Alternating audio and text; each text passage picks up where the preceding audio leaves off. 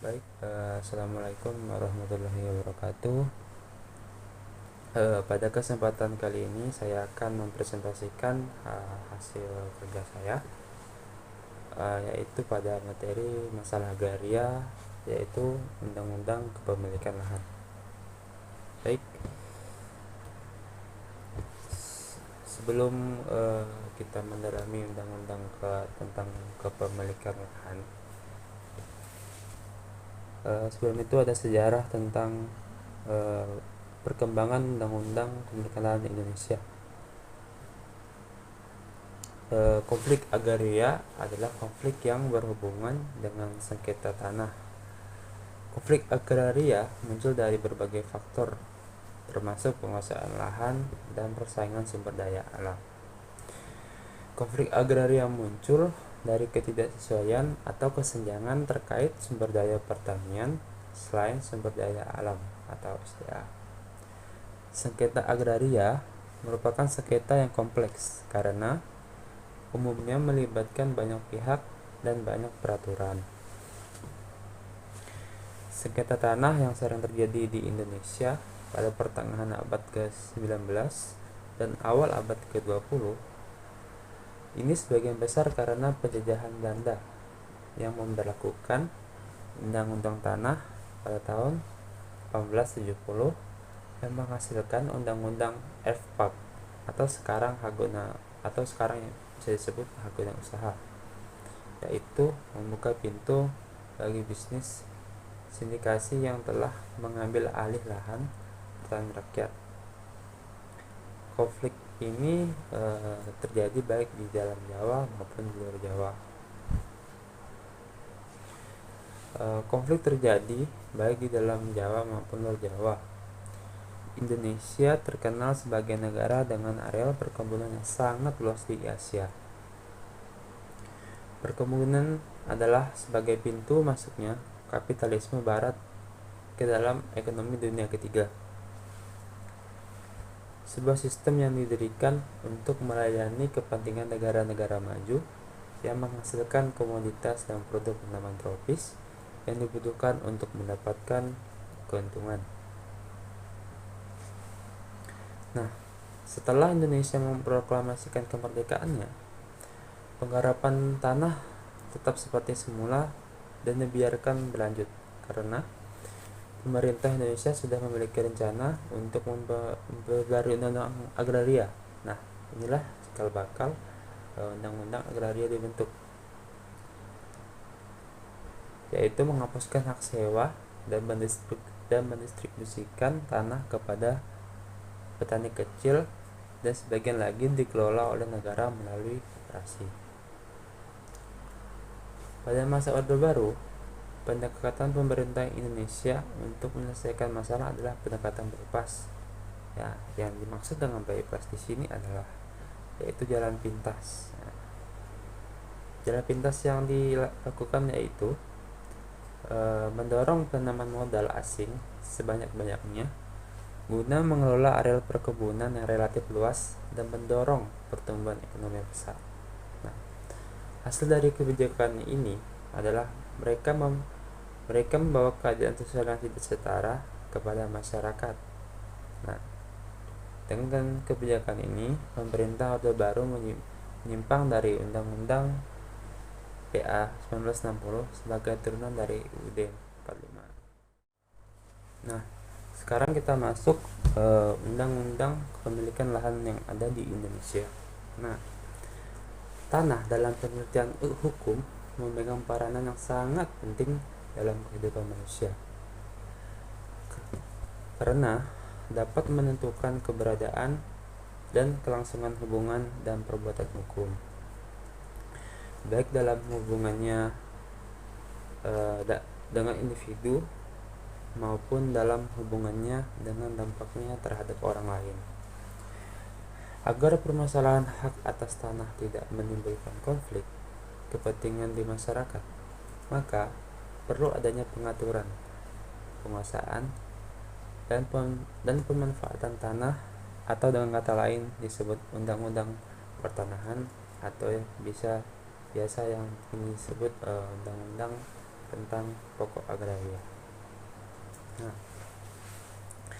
dalam pelaksanaan ketentuan tersebut, maka Undang-Undang Nomor 5 Tahun 1960 tentang Peraturan Dasar Pokok Agraria yang selanjutnya disebut dengan UU PA.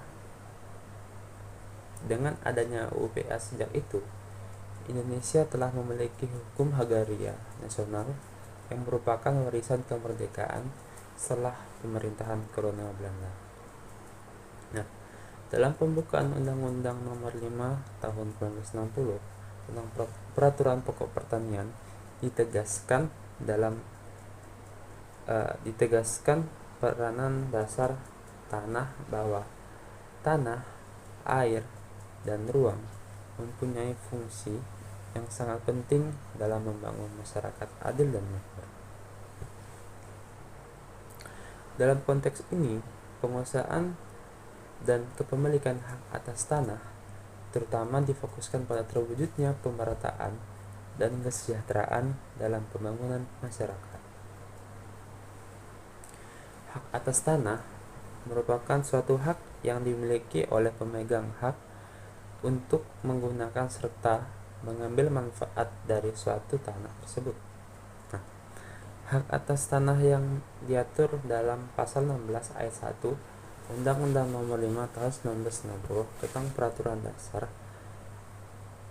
Pokok Agraria memberikan hak kepemilikan atas tanah oleh negara kepada orang atau perorangan atau badan hukum dengan bentuk tanah hak milik, hak guna bangunan, hak guna usaha, hak pakai, hak sewa, dan hak untuk membuka tanah dan hak memungut hasil hutan. Penguasaan yuridis dilandasi hak dengan dilindungi oleh hukum dan umumnya memberi kewenangan kepada pemegang hak untuk menguasai secara fisik tanah yang dihaki. Penguasaan dalam arti yuridis adalah penguasaan yang beraspek perdata maupun publik. Dan dengan adanya penguasaan atas tanah, maka perlu adanya penguatan dalam menguasainya, yaitu dengan hak milik, hak guna usaha, hak pakai, atau hak guna bangunan yang akan menjadi fondasi bagi orang atau lembaga yang menguasai tanah. Hak milik dikatakan merupakan hak yang turun-temurun karena hak milik dapat diwariskan oleh pemegang hak kepada ahli warisnya. Hak milik sebagai hak yang terkuat berarti hak tersebut tidak mudah hapus dan mudah dipertahankan terhadap gangguan dari pihak lain. Terpenuh berarti hak milik memberikan wewenang yang paling luas dibandingkan dengan hak-hak yang lain. Ini berarti hak milik dapat menjadi induk dan hak-hak lainnya. Misalnya, pemegang hak milik dapat menyewakannya kepada orang lain. Selama tidak dibatasi oleh penguasa, maka wewenang dari seseorang pemegang hak milik tidak terbatas. Selain bersifat turun-temurun, terkuat dan terpenuh, hak milik juga dapat beralih dan dialihkan kepada pihak lain. Sesuai pasal 21 ayat 1 UU PA menentukan bahwa hanya warga negara Indonesia yang dapat mempunyai hak milik.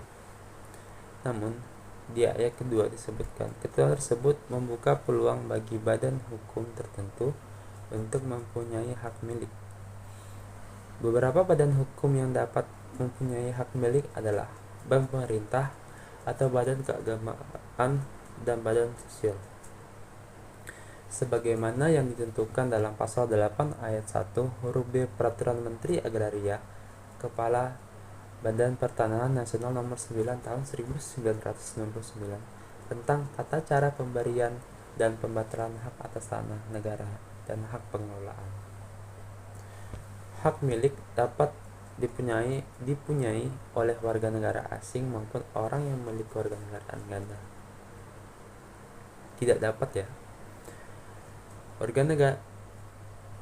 kewarganegaraan ganda atau warga negara Indonesia sekaligus warga negara asing.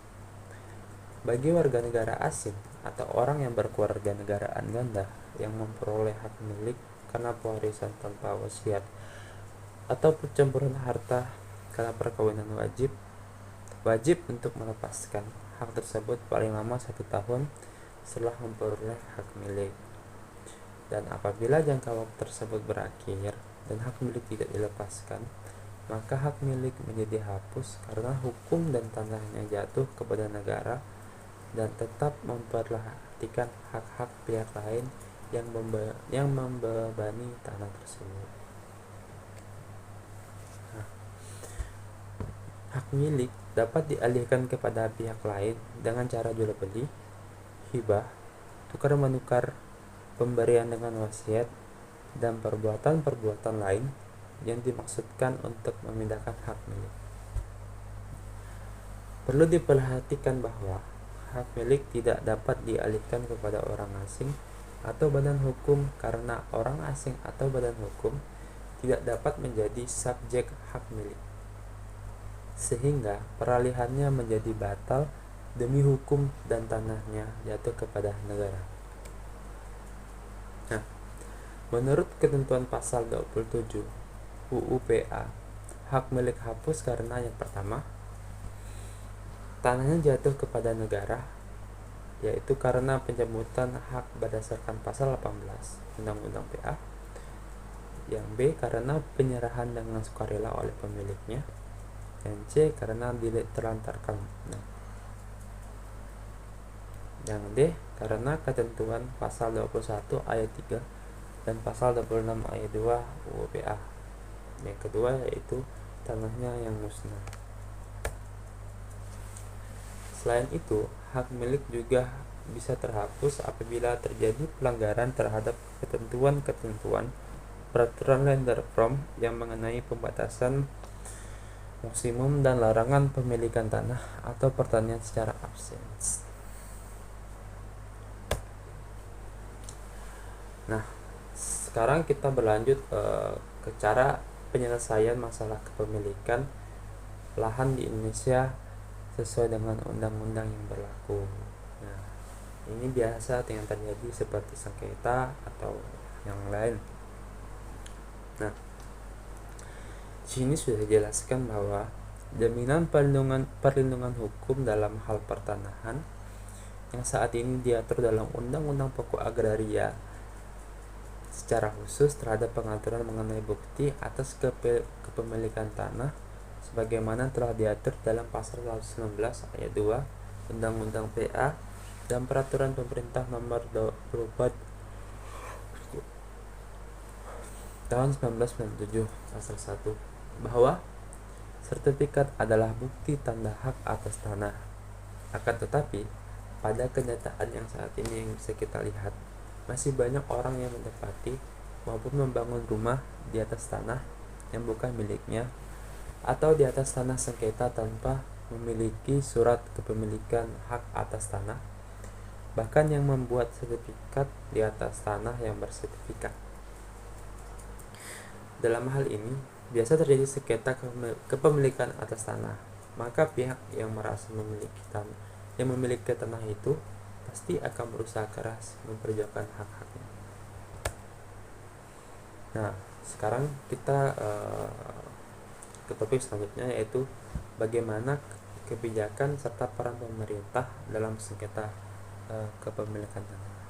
Nah, banyaknya sengketa pertanahan yang terjadi dalam masyarakat mendapat perhatian serius dari pemerintah karena dianggap bahwa peristiwa kasus sengketa dan konflik pertanahan merupakan salah satu isu yang sangat strategis. Oleh sebab itu, pemerintah merasa perlu untuk diprioritaskan penataannya yang tertuang dalam proyeksi rencana pembangunan nasional.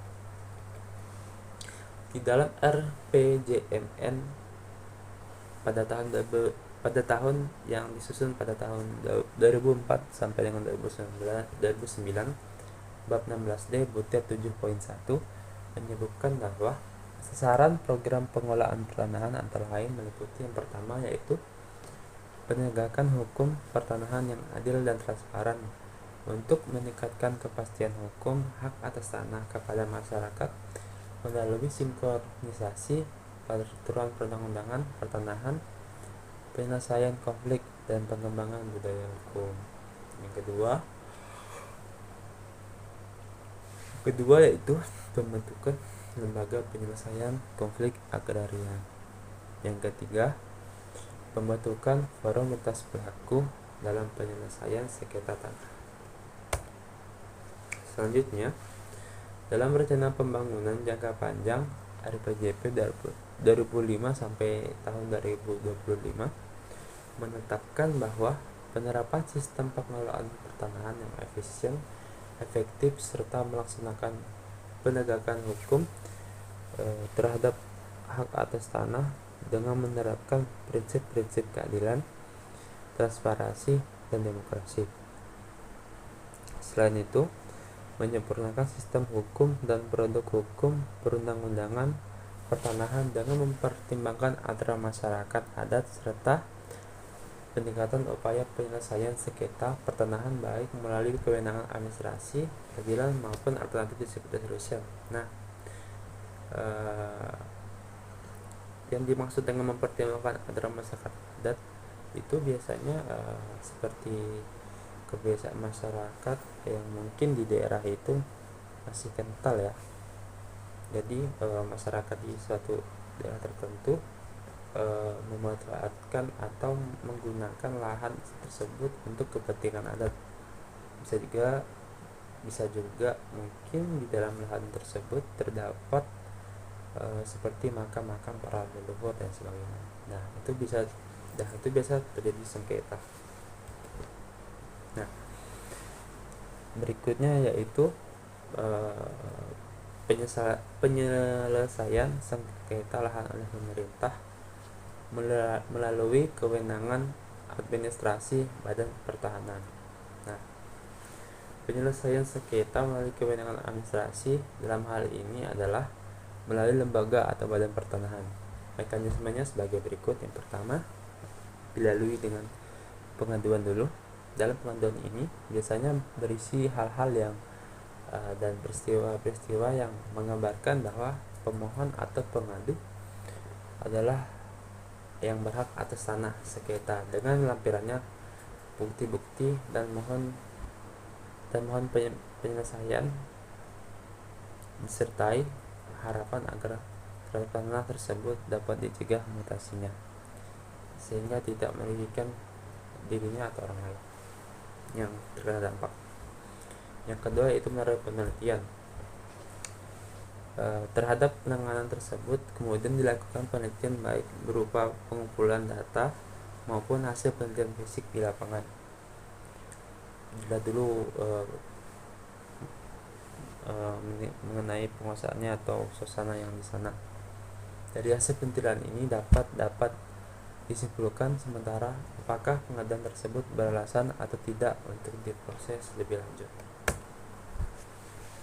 Nah, yang berikutnya yaitu penyelesaian sengketa lahan lewat lembaga peradilan.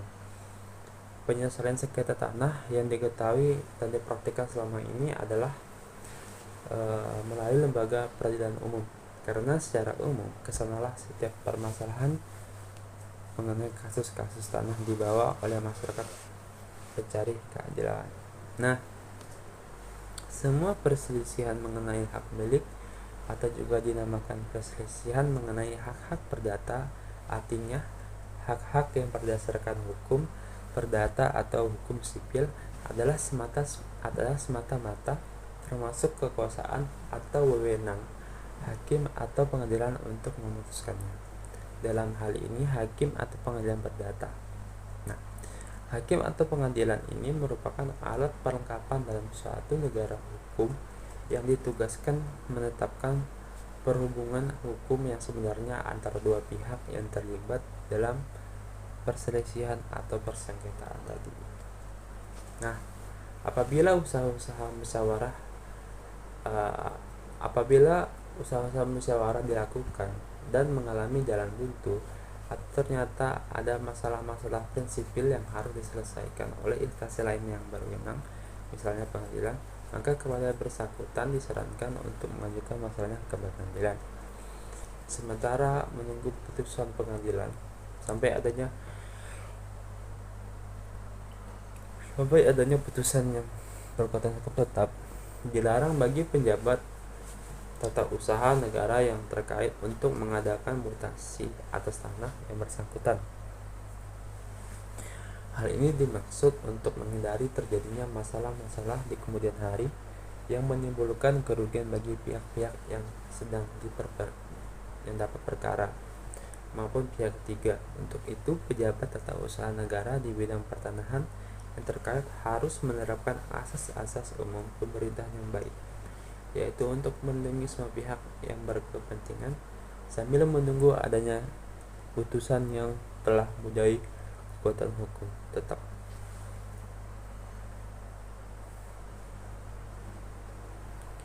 Kemudian, apabila sudah ada keputusan hakim yang mempunyai kekuatan hukum yang pasti, maka kepala kantor pertahanan kabupaten atau kota media setempat melalui Kakanwil BPM Provinsi yang bersangkutan mengusulkan permohonan pembatalan pencabutan suatu keputusan tata usaha negara di bidang pertanahan yang telah diputuskan tersebut.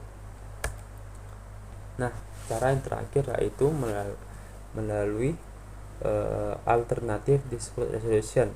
Nah, dengan berbagai pertimbangan, terutama lamanya waktu dan biaya yang tinggi, bahkan rentan terhadap akses negatif, apabila menggunakan cara formal melalui gugatan perdata atas penyelesaian sengketa tanah, maka pilihan out of court settlement dapat dilakukan.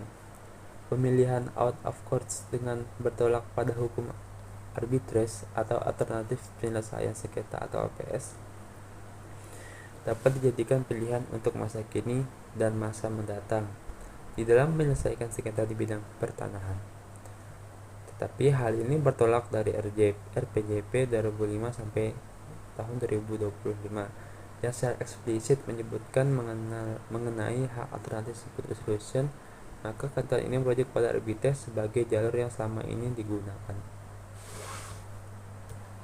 Terima kasih. Baik, cukup sekian presentasi dari saya. Saya memohon maaf apabila ada kata-kata yang salah terucap dari mulut saya. Saya ingin minta maaf. Baik, saya akhiri presentasi dari saya. Assalamualaikum warahmatullahi wabarakatuh.